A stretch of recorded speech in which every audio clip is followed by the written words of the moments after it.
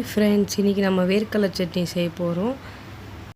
எப்படி செய்யறதுன்னு பார்க்கலாமா? ஃபஸ்ட்டு வேர்க்கடலை எடுத்து நல்லா ஒரு கடாயில் போட்டு வெறும் ட்ரையாக பண்ணணும். ட்ரையாக ரோஸ்ட் பண்ணி வச்சுக்கோங்க.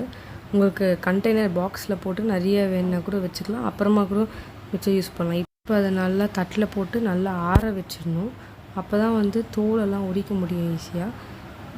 தட்டில் போட்டு ஃபேனில் வச்சுக்கணும், ஆறிட்டு அதுக்கப்புறம் சட்னி செய்யறதுன்னு எப்படின்னு பார்க்கலாம். ஃபஸ்ட்டு புளி வேணும், அதுக்கு கொஞ்சம் புளி, அதுக்கப்புறம் சால்ட்டு, தேவையான அளவுக்கு சால்ட்டு, இஞ்சி, ஜிஞ்சர், பூண்டு, கார்லிக், அப்புறம் வேர்க்கடலை, அதுக்கப்புறம் காரத்துக்கு ஏற்ற மாதிரி காஞ்ச மிளகா.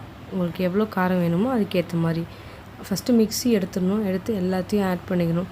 சால்ட்டு, காஞ்ச மிளகா, இஞ்சி, பூண்டு, புளி கொஞ்சோண்டு ஆட் பண்ணிக்கோங்க. புளி எதுக்கு போடுறோன்னா அதோட டேஸ்ட்டு, புளிப்பு தன்மை நல்லாயிருக்கும். அதுக்கப்புறம் இந்த வேர்க்கடலையை பண்ணதை இதில் போட்டுட்டு ஈஸியான வேலை. வெறும் அப்படியே போட்டு மிக்சியில் போட்டு அப்படியே எடுத்துட வேண்டியதான்.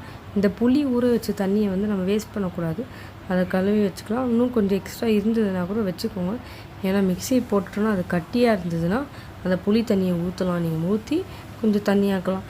சில பேருக்கு சட்னி தண்ணியாக பிடிக்கும், சில பேருக்கு சட்னி ரொம்ப கெட்டியாக பிடிக்கும். எங்களுக்கு அதனால் உங்களுக்கு எப்படி வேணுமோ அதுக்கேற்ற மாதிரி தண்ணி ஊற்றி நல்லா போட்டு கலந்து வேர்க்கடலை சட்னி ரெடி. இதில் புளி ஏன் போடுறோன்னா அந்த நல்ல டேஸ்ட்டு, புளிப்பு தன்மை நல்லாயிருக்கும்.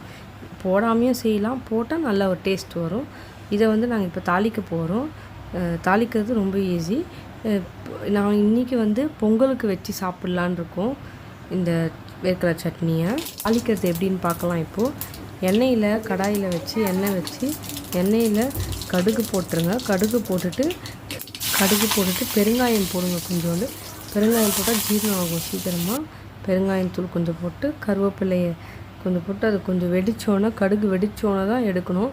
எடுத்து அப்படியே அந்த சட்னியில் போட்டுட்டு நல்லா மிக்ஸ் பண்ணிடணும். மிக்ஸ் பண்ணிட்டா வேர்க்கடலை சட்னி ரெடி.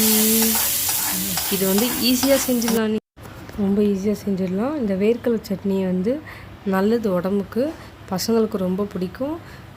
வேர்க்கடலை சட்னிக்கு தோசை, பொங்கல் நீங்கள் என்ன வச்சு சாப்பிட்லாம். இட்லிக்கும் நல்லாயிருக்கும், சப்பாத்திக்கு செம்மையாக இருக்கும். ட்ரை பண்ணி பாருங்கள். வேர்க்கடலை ஹை ப்ரோட்டீன். ஸோ டெய்லி ஒரு கை வேர்க்கடலை எடுத்துக்கோங்க. பசங்க டெய்லி கண்டிப்பாக ஒரு வேளை சாப்பிடணும். பிரெயினுக்கு ரொம்ப நல்லது, இம்யூன் பவருக்கு ரொம்ப நல்லது. Subscribe, click on the bell to turn on notifications. Thank you for watching.